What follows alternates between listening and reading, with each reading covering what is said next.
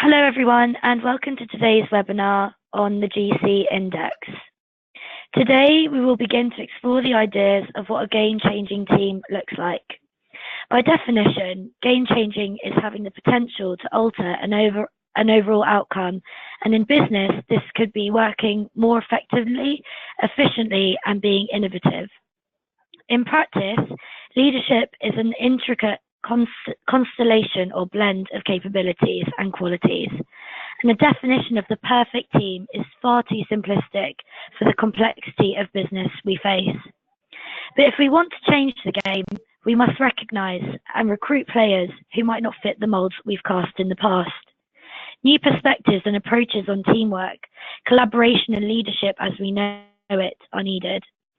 What we now see is organisations searching for game changers to lead them into new markets with groundbreaking products and stellar services.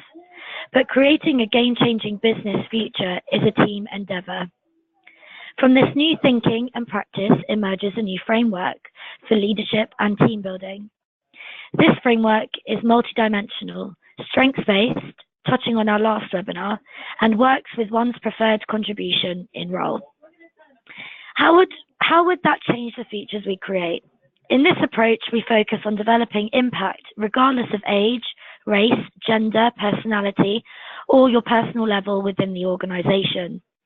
We also recognise and support that there are many different ways to lead and be led. Last year, AMBA teamed up with the GC Index to carry out important research, exploring leadership and team dynamics. And in this exclusive webinar for AMBA members, we will reveal the results. Chief Psychologist at the GC Index, Dr John Mervyn-Smith, will be taking us through the intricacies of game changing and how one size certainly does not fit all when it comes to team dynamics. John's research, The DNA of a Game Changer and the DNA of Game Changing Teams, focuses on the premise that organisations are neglecting the very talent which has the potential to transform the future. John started his career in the NHS, working as a senior clinical psychologist.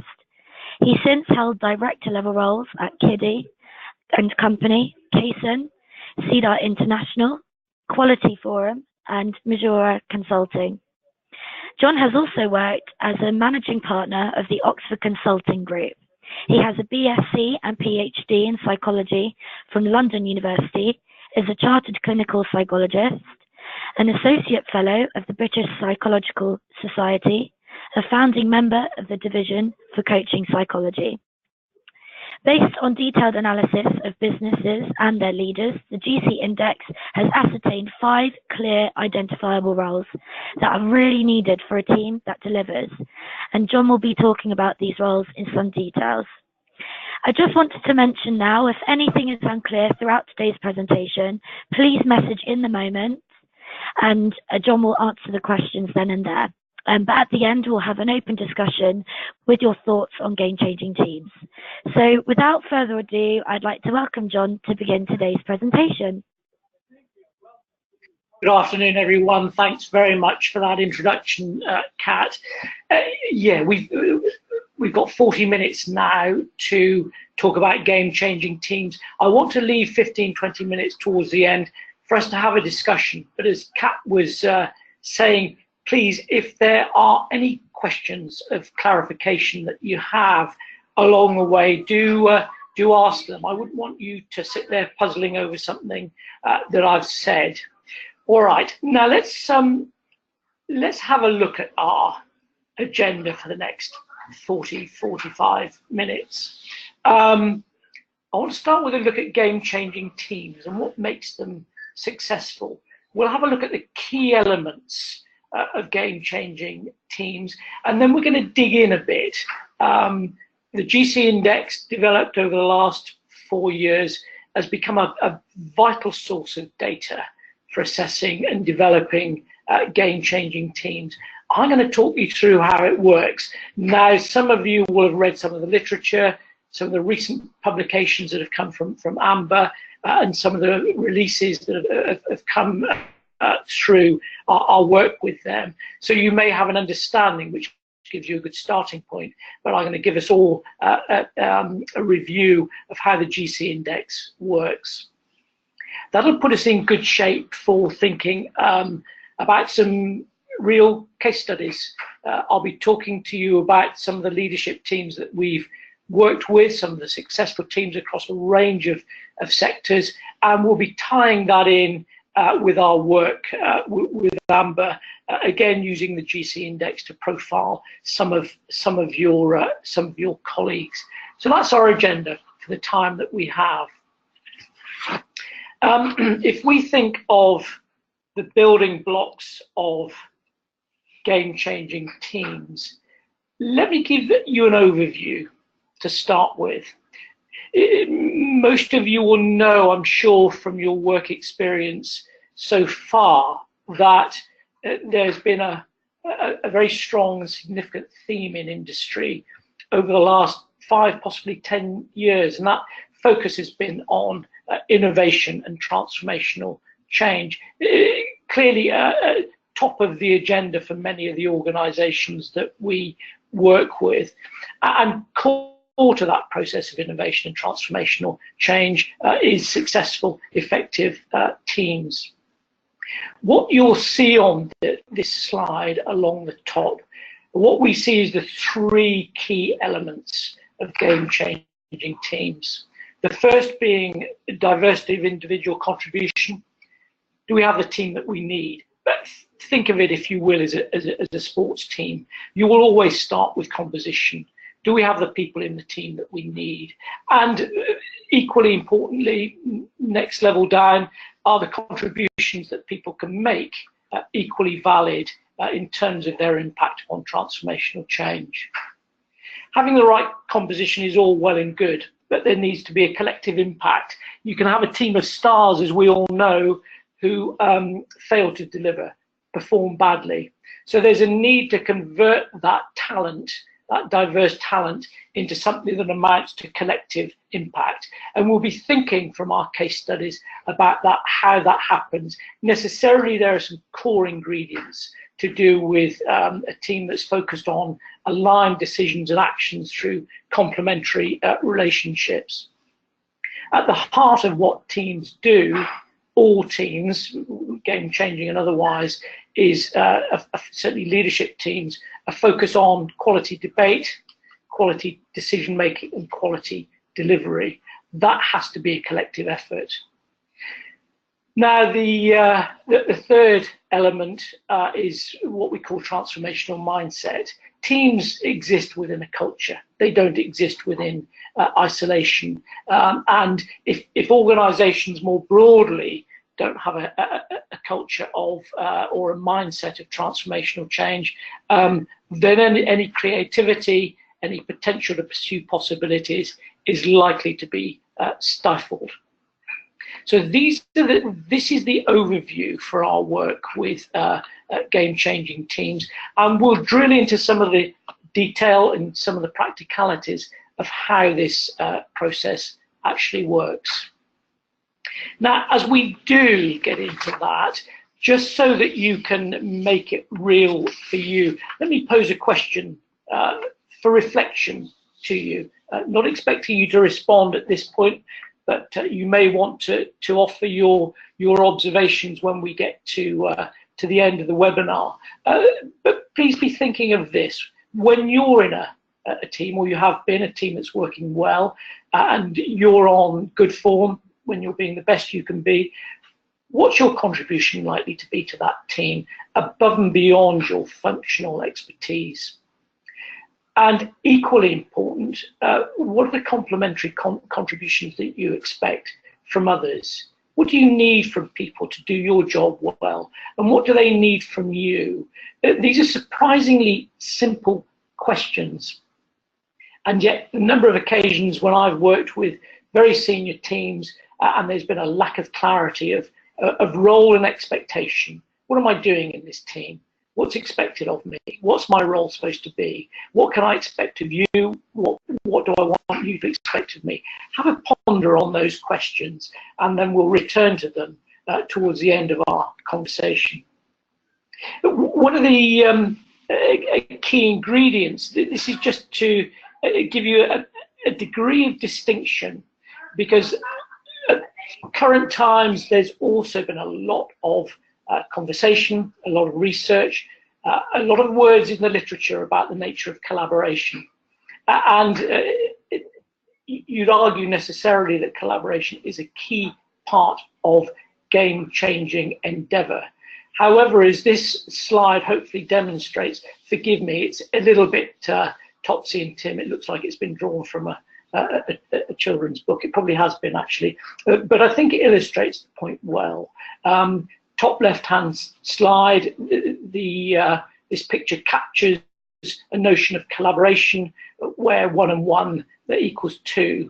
Now, this is not the same as complementary collective impact, where illustrated in the bottom right, where 1 and 1 has the potential to equal 3. So hold that in mind as we talk about the complementary nature of relationships within game-changing teams.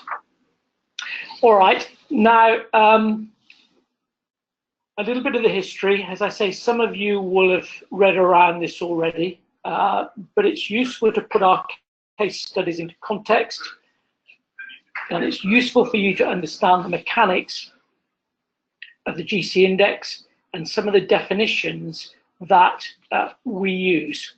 The GC index came into existence 4 years ago.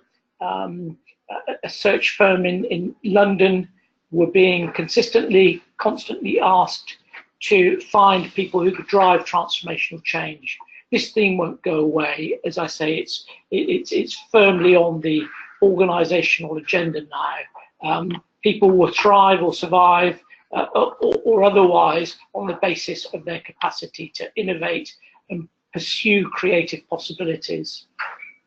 A distinction is reflected in this slide, however, between the linear, incremental and problem-centered change that we're often used to. Let's take a process, let's make it the best we can be, let's improve it, let's move it on to a next level of functioning, and that non-linear possibility focused change that arises from creative ideas. The people that we were being asked to understand were certainly those folk who had the ability, the talent to create, to generate creative possibilities. Now, as we went into our research 4 years ago, rather than impose a view on our research from the outset that this is what game changers look like, at this stage we tagged our folk who drive transformational change as game changers. We started with one simple notion, that game changers have the capacity to transform the landscape of their world in some way. I'm not going to go through each one of these individuals. You will recognize some of them, if not all of them. But one of the things that they share is that they transformed the landscape of their world with creative ideas, and which other people have since followed and mimicked. So that was our starting point. We had a need to understand what these folk were like. The search firm I was working for was struggling to understand their characteristics, what motivated them, what engaged them in organizational life. And my brief, given my background in psychology, was to find out whether they had characteristics that differentiated them significantly from others. Now, please forgive this busy slide and don't get too distracted by it. It's designed simply to say that we had a methodology at the outset that was to do with collecting data in an objective way from a large sample in one-to-one interviews, using a technique that some of you are familiar with called repertory grid. Listen, if you're not familiar with it, I encourage you to go and look it up on the net, because it is a both profoundly simple but sophisticated approach to gathering data in a research project that takes you beyond just mere opinion. In this instance, with our sample, we were asking people to tell us about their experiences of working with folk that they would define as game changers, not our definition, theirs, folk that they would see as high potentials, and folk that they would see as successful C-level leaders. Now, a wealth of data, quantitative data emerged from those conversations that we took some time to distill and analyse, searching for patterns and trends and themes with the support of statisticians. Now, the findings from that project we published in 2015. And it was those findings that's kept me engaged on this journey. In a purely academic sense at the outset, I had no expectation that we'd find anything significant at all. But significant findings did emerge, and they took an interesting form. What we distilled from our massive data that are game changers, people who do have the capability to drive transformational change, were seen as different in a number of ways, statistically so, significantly so. And having distilled what came from that data, we took the view that what we were seeing clustered into two broad constructs: the constructs of imagination and obsession. So our hypothesis, even at this stage, was that our game changers have a capacity for original thinking, and they are also obsessive. Now, this is not about passion. This is not about chocolate cake passion. These people have an obsessive drive to turn ideas into a reality. The next obvious step for us, having mulled over our data for some time, and as all psychologists are prone to do, is to say, okay, we have these constructs. Imagination and obsession seem relevant. How do we measure them? Let's test that they can really differentiate these folk. And so with the help of Professor Adrian Furnham at UCL, we created an instrument, a set of questions. Some of you will have completed this. We hope more of you will. Completed a set of questions that were designed to distill these individual differences. What you see on this page, the dots are people. So this is an early pilot. And what's very clear is that we found we were seeing differences across people. If there were no differences, all the dots would be sitting on top of each other. So we had a way of differentiating folk on these constructs, and we stuck to our hypothesis, our broad hypothesis, that our game changers were high on imagination and obsession.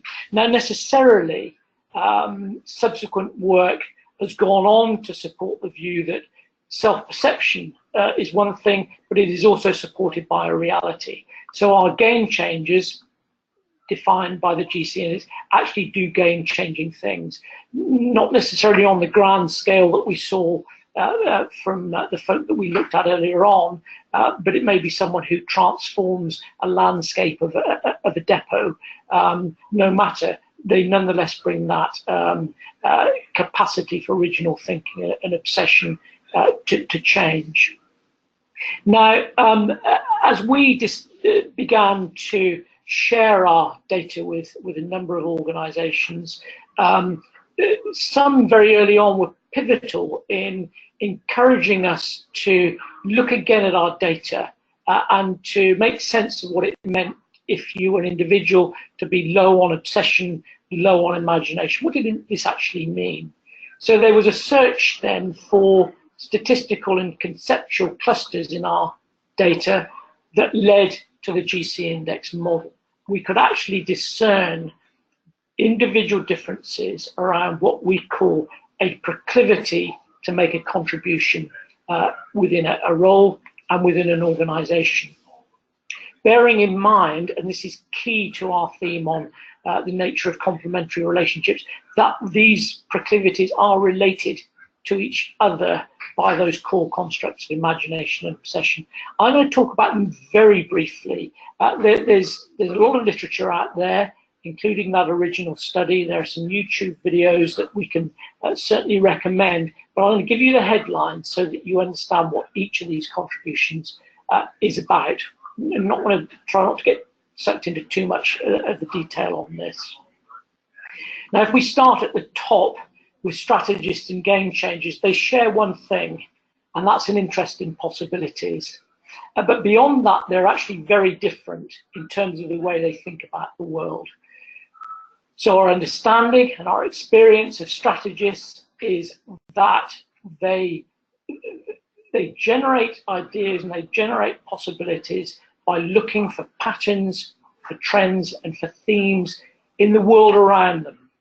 Now, we could be thinking about a physician who looks at patterns in symptoms, a fund manager who looks at patterns in market trends, a family therapist who looks at patterns within families, or a corporate strategist who's looking at market trends within an organization. Their thinking is linear, it's analytical, it's based upon a view that the past has the potential to predict the future, and this is often the basis for visions and strategy. Game changer thinking is very different. Game changers don't have that same drive to make sense of the world that strategists do, but they do have a drive for creative expression. Their thinking tends to be often random, non-linear, seemingly chaotic, uncensored, but within it there's often a nugget of creativity that can be a catalyst for the change, for transformational change. Below the line, as it were, we have people whose energy and drive comes from task, from delivery.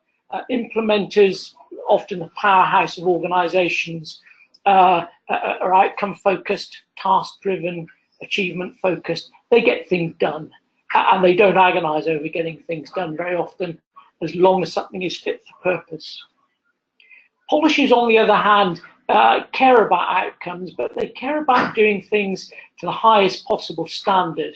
So polishers at an extreme will be perfectionists. They will be constantly fine-tuning, tweaking, developing. Their focus is on the pursuit of excellence, continuous improvement. Now, in our language, we see polishers bringing innovation in the sense that they take something that exists and make it better, which is different from the creativity of game changers, where their focus is on possibilities, what might be, rather than developing what is. Hopefully you can begin to see how this model builds and the contributions that people can make. Now, right in the middle, and this development came a few months after we put the other four contributions together, we realized through conversations with our clients that there are people whose energy comes primarily from relationships, from shared endeavor. And at their best, these are the folk who take the view that if you get relationships right, everything else will happen. These are people who like to facilitate, orchestrate, rather than to impose or direct or seek the glory that comes with delivering tangible outcomes. They want to be a part of rather than stand out from. So they will facilitate rather than impose. So quite a different style of contribution and leadership. Now, so I hope that makes sense to you. I'm sure Kat will say if there are questions coming in for clarity around the GC index, because this is the model. This is how it's we present it. What I want to do now is just to give you some examples of this, how this works for individuals. As we do that, I've already given you one question to ponder on. Here's another. Given that model, just take a view. The question is, what's your strongest proclivity? And it will be useful to get your to harvest your responses. And then we'll present back the data at the end of the session so that you can see what you collectively as a group see as your strengths. Hopefully those descriptions were clear enough for you to be able to give a view. All right. Now, I would take you on. I know some of you will still be pondering on that question. Kat, can I move on? I'm assuming I can move on. For some of you pondering, these individual examples may help you. Yeah, you're free to move on. Or would you like the results now, John? No, let's come to them at the end, Kat. I think that would be great. Let's give you a few moments to collect them. Now,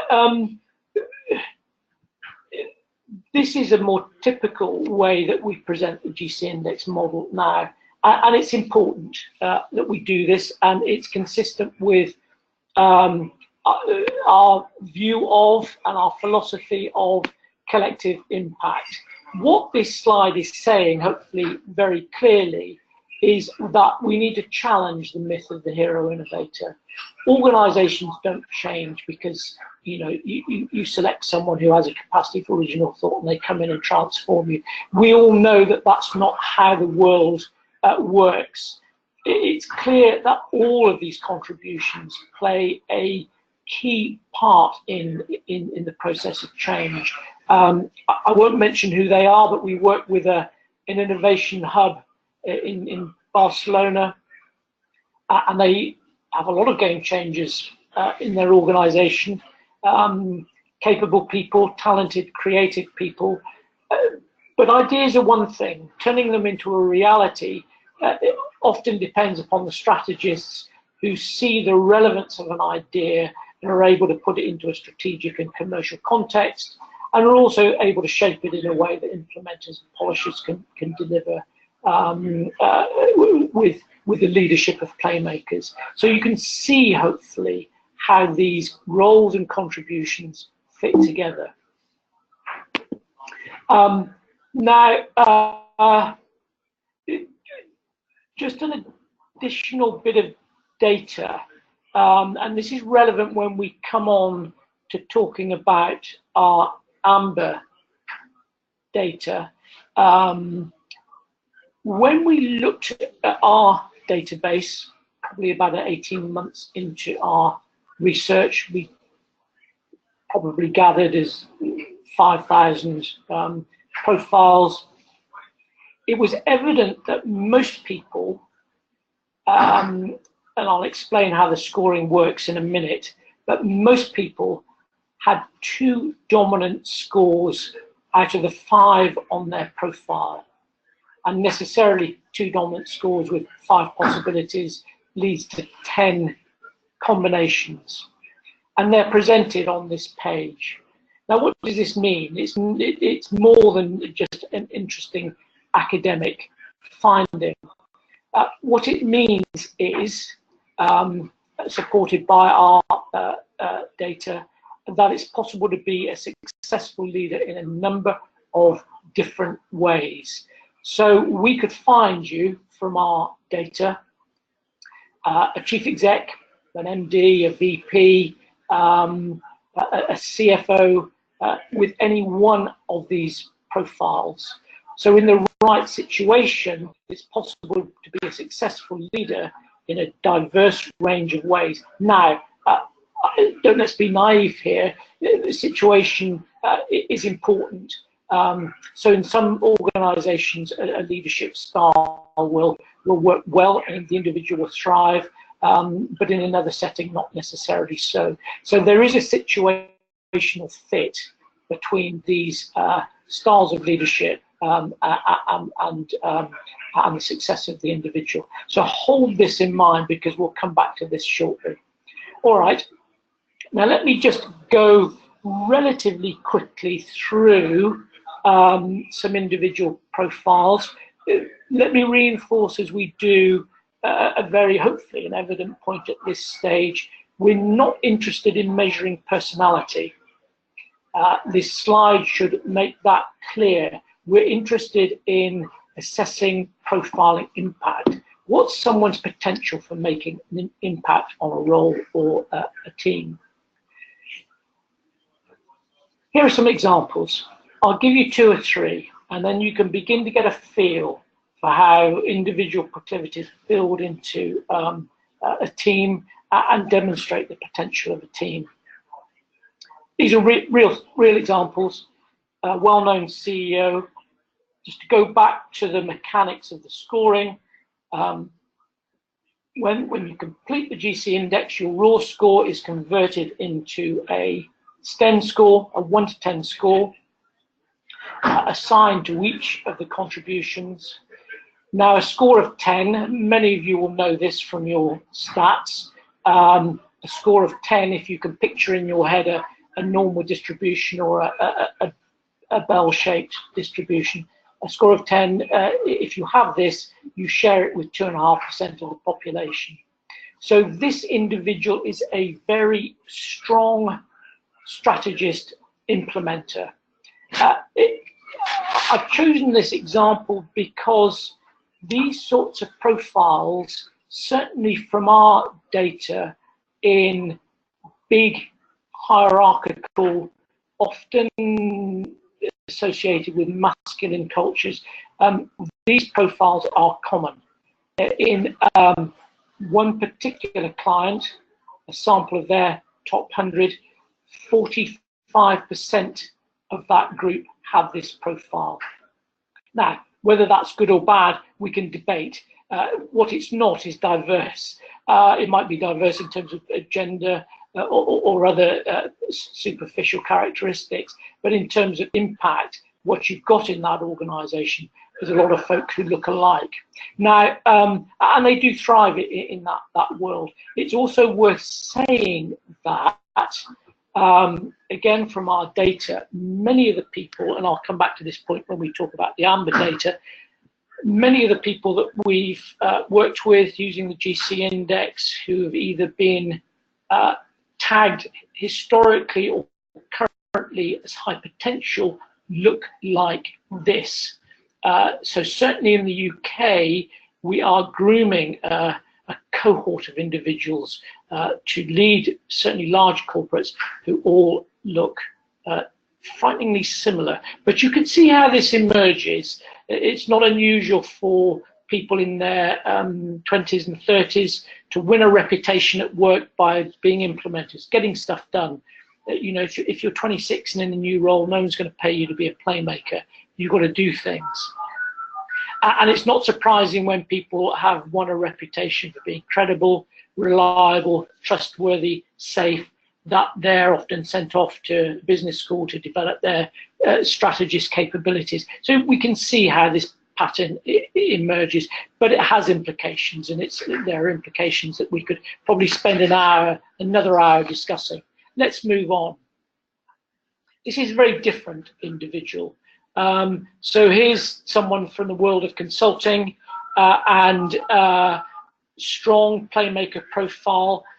Now, playmakers thrive in some settings. They may not thrive in the organizations that I've just been talking about, but in the world of consulting, for example, certainly where senior partners in consulting cultures that regard themselves as truly collaborative, these people will see themselves as first amongst equals, and therefore their role is to facilitate rather than to pull rank. Their role is to network, is to bring people together, is to broker relationships, is to help other people shine. They don't seek to impose either their ideas or their needs for the glory of delivery. So a very different sort of profile. And this one, let's just talk about this before we start thinking about teams. This is a famous international sports coach. A very different profile again. Relative to your world, it's sort of profile we see very often in the founders of startups. So these are people who have game-changing ideas, supported by a very obsessive focus on bringing those ideas to their world to the highest possible standard that they can. All right, hopefully that's given you some feeling of how the GC Index works at an individual level. Let's get on to teams. I'm aware of the time. I'm going to only spend 3 or 4 minutes thinking about teams, but give you enough to understand how it works for us to have a discussion or to field your questions. Now, a bit about mechanics. When we put a GC Index team profile together, we'll do it in a very simple way. Some of our clients choose more complex ways of doing it, but this illustrates the point. In this example, our team, leadership team, 9 or 10 people, 33% of that team had a highest individual score on their GC Index profile of strategist. 33% had a highest score of implementer, and so on. So hopefully you can see how we create an aggregate picture for our clients that helps them to explore where their strengths are, where their weaknesses are, where their needs are for development.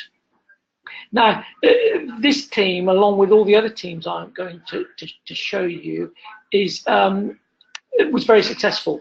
This is an online bank turnaround situation, and through working with this profile, they recognized what they knew, that their success was a product of understanding their markets incredibly well, the strategist inclinations in the team, coupled with a strong polisher focus on taking services to market in to the highest possible standard. So they saw themselves as leading their markets, taking leading edge products in an innovative way to market. You'll have seen already the 0 on Game Changer. Didn't matter to them at that point in time. They weren't in the business of creating radical ideas, solutions, products, services. What they cared about was doing what they knew extremely well, and it worked for them. Now, if you hold this image in your mind, you can see that from these questions, what we would typically do when we present an aggregate profile is ask teams to do their own diagnostic. I won't run through all of these questions, but you will see that they map on to each of the contributions. Again, it reinforces that focus on you need to recognize, you need to value all contributions, give them equal voice if you are to achieve that sense of collective impact that's part of successful teams. Right, so that's that team again. We'll move on from that. We've described them as an innovative team primarily because their focus was on doing things as well as they could rather than a truly creative transformational team that was doing something radically different. Now, this is quite a different team, and as I say, the point of presenting these different profiles is to say there is no such thing as an ideal team composition. We seem to be obsessed with that in the literature at the moment. It goes hand in hand with tell us what the ideal leader looks like. The question is, what does the perfect team look like? It's a nonsense. It's a misleading question. Teams need to be fit for purpose. They need to operate and have the composition in a way that's consistent with the challenges they face. If you were talking about a sports team, for example, that would be fairly obvious. You put together the sort of competition that reflects what the challenges are that face you at that point in time. This is a business as usual team, and they're from a leadership team, from a successful business in the construction industry, and you can readily see where their focus is. The focus is on delivery, either through implementation or polishing. But it doesn't take a team that long, given the questions that I presented earlier, to think, ooh, where are our gaps? Where are we vulnerable? Where might we be exposed? You're probably already thinking of some of those questions. And it didn't take them long to say, yes, we for the last year, for the last 18 months, we've felt this need to differentiate ourselves in our markets, and we are struggling. It's not surprising, given their weakness around game-changing and strategist inclinations. We'll do just one more, and then we'll move on. But I wanted to present this because actually we'll do a couple more, but very quickly. But you'll be interested in this, many of you, because this is typically what we see of startups. This is a B2C online startup, 2 years in, successful, doing well, and they're doing well because they are going to market with a new idea and delivering it in that polishing way with a focus and a rigor on attention to detail. Their reputation stands or falls by the quality of the detail they present to their markets. Now, you know, if you were an investor, would you buy this business? You might be tempted given their success, but if you looked at this profile, you might have some questions, or you might think, if I were to invest here, I want to see some changes. And typically what we see in terms of change, so that teams can constantly readjust to new demands, what we see of teams like this is they bring in people who have those capabilities on the left-hand side of strategist and implementer. So you can see how teams change and need to change over time as they go through their own phases of development. And finally, before we look at the AMBA data, this is what we would see as a transformational leadership team. This is a CIO's team in the telecoms world, and bearing in mind that if you were to pick a random sample from the general population, you'd expect to see 20% in each of for each of the proclivities. This is a well-balanced team, but with enough game-changing inclination to provide that catalyst for transformational thinking that's shaped by strategic thinking and delivered through and within a culture that values that playmaker, inclusive, involving approach to getting things done. So here we have a number of successful teams, successful in their own worlds, different in different ways, but nonetheless successful. But all of them have questions about how they continue to develop and move on and meet new demands within their world. All right. Now, this is an aggregate profile. I've called it the AMBA team. We asked a number of you folk to complete the GC index, and you kindly did. And this is how we've put the data together. There are a number of possible things to comment on in this. I would love to get your observations. Let's assume this is representative of you. And let me be just provocative for the moment. If we go back, remember our typical hypos tend to be strategist implementers. This is not you. Your value and your strengths, it would appear as a cohort, are very much around ideas and possibilities. Let me ask a question of you just to bring this to life. As we talk it through, think of someone, think of a corporate leader, someone, you know, in the spotlight who might have a strategist, game changer profile. Now, these are individuals, and at an extreme, they're a rare breed, who not only have a capacity to have creative ideas, but are also able to shape those within a strategic context. Someone like Elon Musk might come to mind. You may have some better ideas on that. But the point is, if you push this data, You can take the view that you as a group will bring to the corporate world ideas and possibilities and a way to shape them strategically, and also with that big playmaker inclination to be involving and inclusive. Will you bring that same drive to getting things done? Possibly, possibly not. You might get bored with routine, detailed follow through. But also, let me finish on this point, if this is true of you, actually, I'll finish on this slide because it illustrates more vividly what this AMBA group is like. I did the math somewhere, here we go. So if you look at this, which is a breakdown from our sample of the 10 combinations, 57% of this group have some game changer inclinations. Great, you might say, that's wonderful. Yes and no.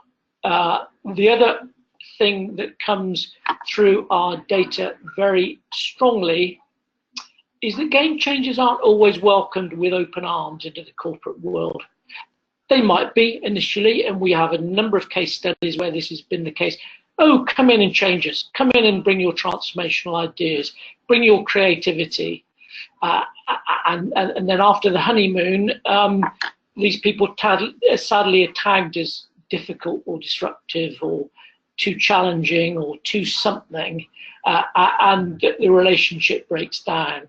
So if you are one of these people with game-changing inclinations, and you'd have to do this to see, but you already may have a view, if you are one of these people, it takes a certain skill set to take your game-changing capabilities into an organization, into a role, and into a team. It also takes a very open team climate, not only to recognize game changers, but to value what they bring, lest they be marginalized. So some interesting data, lots of things to pick up on and explore and probe. I'm going to stop there. I think I've probably gone over a bit, so apologies for that. Let me open up to questions. Kat, how are we doing? Thank you. Thank you, John. Yeah, so we have a few questions, and I thought would be best to ask at the end. So they're general questions about the GC index. So a person has asked, how does the GC index fit with other tools like Myers-Briggs? Well, Myers-Briggs is a measure of personality. Certainly in my world of psychology, we've been too obsessed for too long with personality, describing someone's personality. GC index is about describing impact. So let's take a football team. Forgive me for the analogy, but it makes it very simple. If you're a manager of a football team, you're not going to put together a team based upon whether or not they're extrovert, introvert, or outgoing or accommodating or whatever. You will put together a team on the basis of the impact that they can make. So we seek to describe impact, potential for impact. So I hope that's clear enough. Thank you. So another question is, can people change their GCI roles over time? That is a brilliant question. I'm anxious about time as I hear it. It's a brilliant question because what we like about the GC index is that it also reflects the adaptability of human nature in a way that personality questionnaires don't purport to.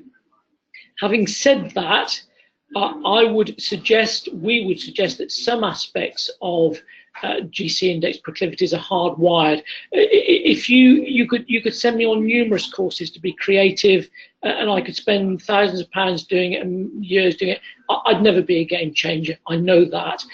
Increasingly, when I talk to game changers, it feels hardwired. Can I be an implementer if I need to be? Yes, I can do that. I've done it. You know, if you're running your own business or a part of a small business, you've got to do the washing up along with everybody else. You've got to get stuff done. Do you enjoy it? Does it give you energy? It doesn't with me.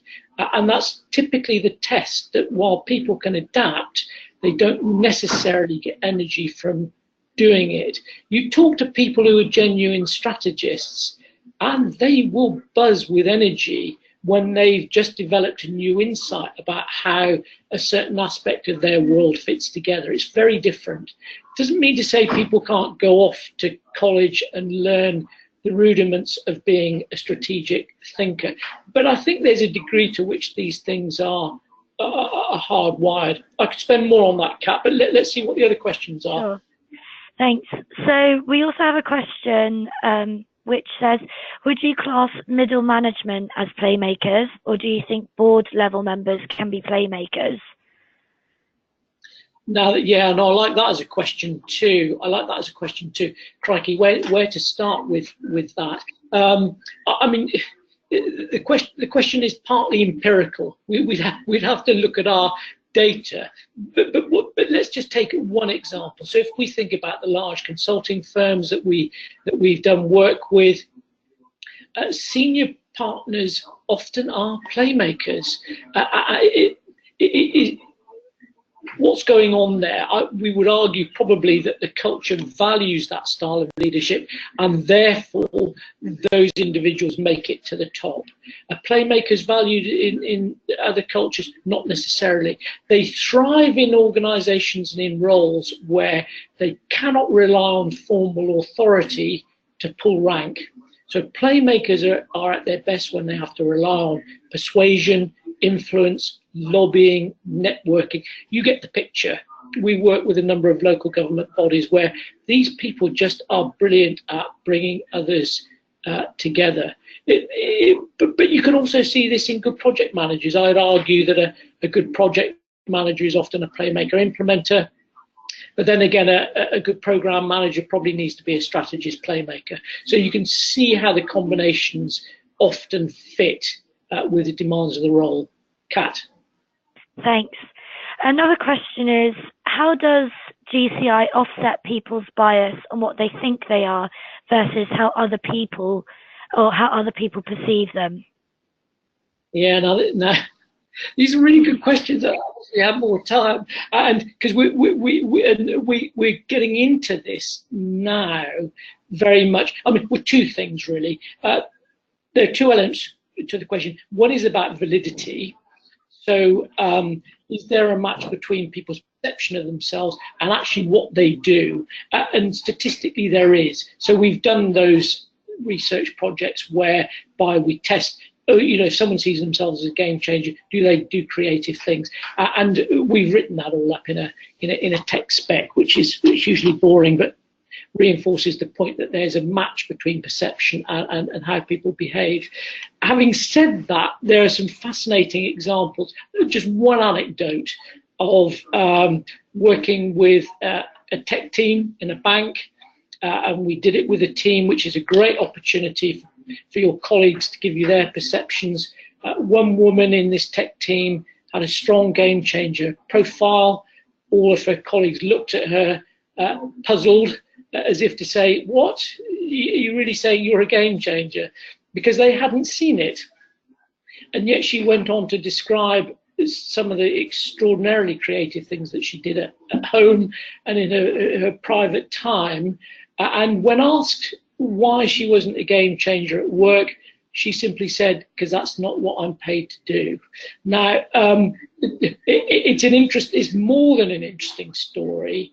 It often reflects what frustrates us hugely, is that game changer talent is often not recognized. It's what Kat said right at the very outset in her introduction. You can have those people in your organization with these. Tom Peters used to talk about this a couple of decades ago, but you can have people with game changing talent who just don't show up in that sense at work because the role doesn't value it, the organisation doesn't value it. I hope that answers a bit of that question, but we ought to see if we could field some more in the time that we have. Kat, which Thanks. Thank you. So another question is, how do organisations that use the GC index measure their success in achieving a better combination of proclivities over time?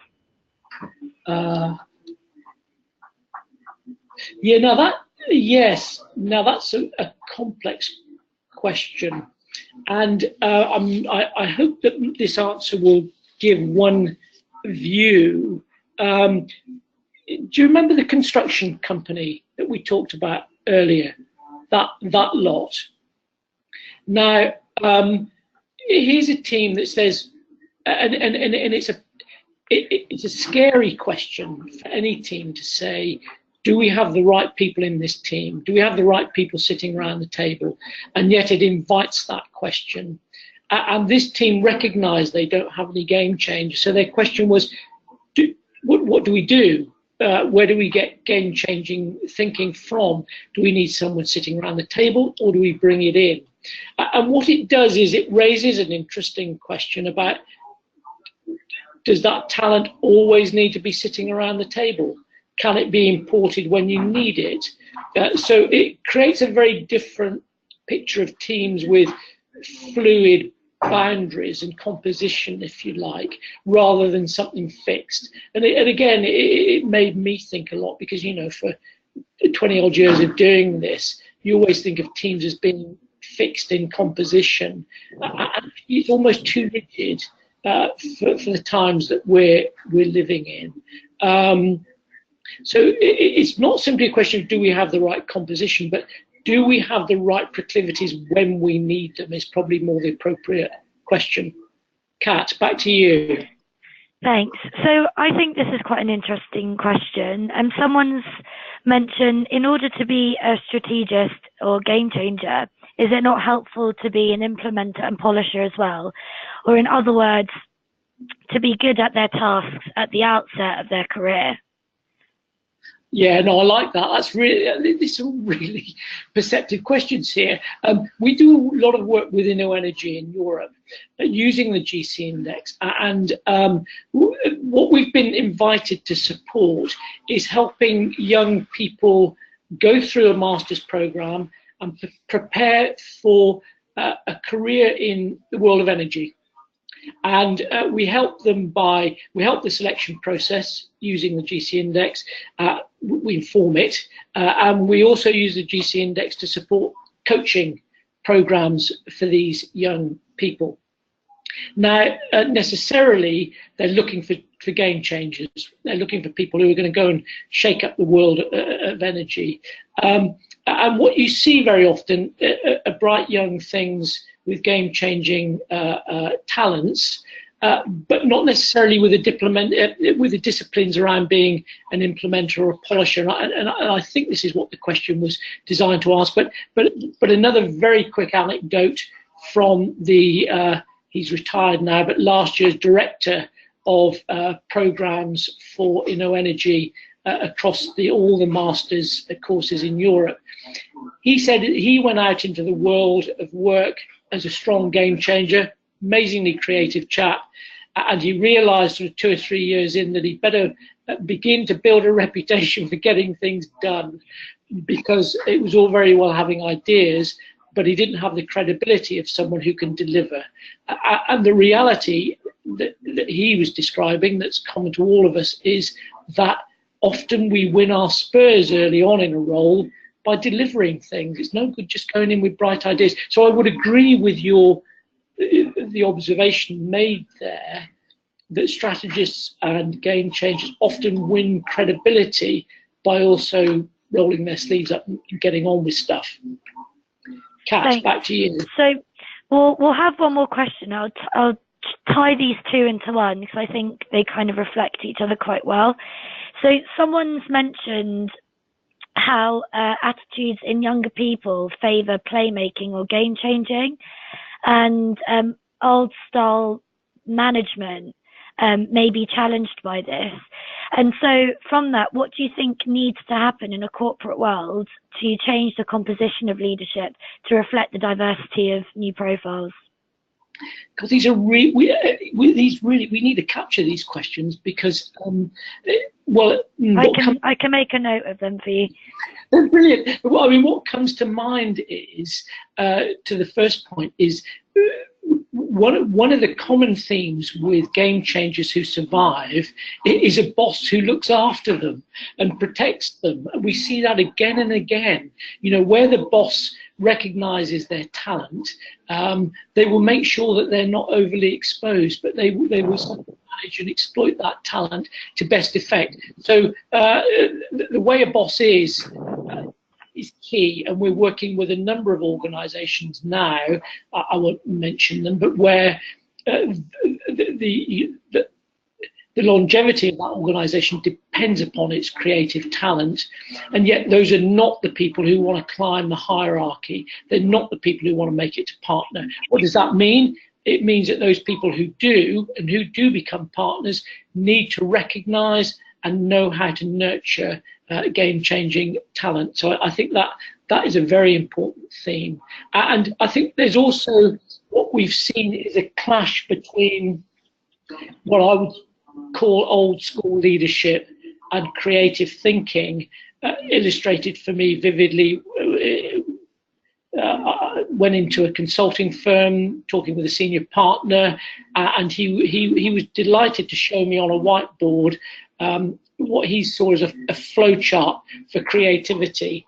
And here he was surrounded by young people who very nerdy, might just pitch up in their pajamas if they had a good idea that they wanted to think about that day. What's the point? Creativity can't be put into boxes like that, into flow diagrams. It's a contradiction. So that old style of leadership that tries to bring structure and process and order to things needs to think again about how it manages creativity. Okay. Thanks. Thank you, John. So I think that is all we have time for. But the other questions that we are getting through, I will send them on to you. It's just that we've run out of time. I just wanted to mention as well at the end that the next webinar we have is on the 18th of June at 1 p.m, where we'll be exploring middle-out decisions, organisational momentum, and human bias in strategic decision-making with Dr. Simon Haslam and Dr. Ben Shenoy. So I hope you can all join us for that. And finally, a last thank you to John. Thank you so much. Extremely interesting webinar with lots of really interesting questions. We have some really good feedback from the participants as well, saying thank you. So thank you very much, and thank you all for participating today, and have a great afternoon. Thanks for looking after us, Kat. Cheers. Goodbye. Cheers. Bye.